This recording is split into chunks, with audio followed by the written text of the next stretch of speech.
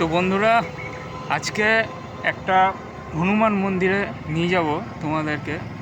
হনুমান মন্দিরটা দেখবে, খুব সুন্দর। যেখানে হনুমান একটা পাথর, বলবো না, ওটাকে পাহাড়, যেটা আমরা পুরাণ কথায় পড়েছিলাম যে রামায়ণে, যে হনুমান সঞ্জীবনী ঔষধ খোঁজবার জন্য সে হিমালয় পর্বতে গিয়েছিলেন। সেখান থেকে একটি পাথর, একটি পাহাড়ের অংশ, সেই অংশটাকে সে তুলে নিয়ে এসেছিলেন। সেটারই একটা প্রতিমূর্তি, বিগ্রহ মূর্তি আছে, সেটাই আমরা দেখতে যাব।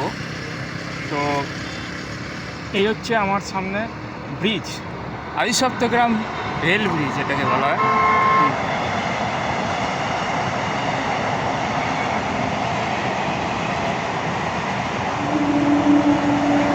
এটা হচ্ছে আদিসপ্তগ্রাম রেল ব্রিজ। তাহলে যাই।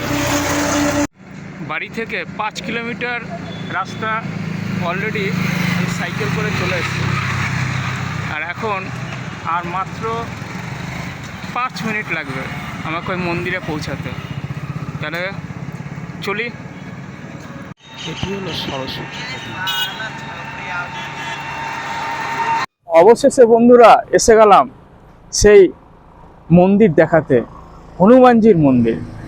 হনুমানজি সঞ্জীবনী খুঁজতে হিমালয় পর্বতে গিয়েছিলেন, আর আমি হনুমানজিকে খুঁজতে এই মন্দিরে চলে আসলাম।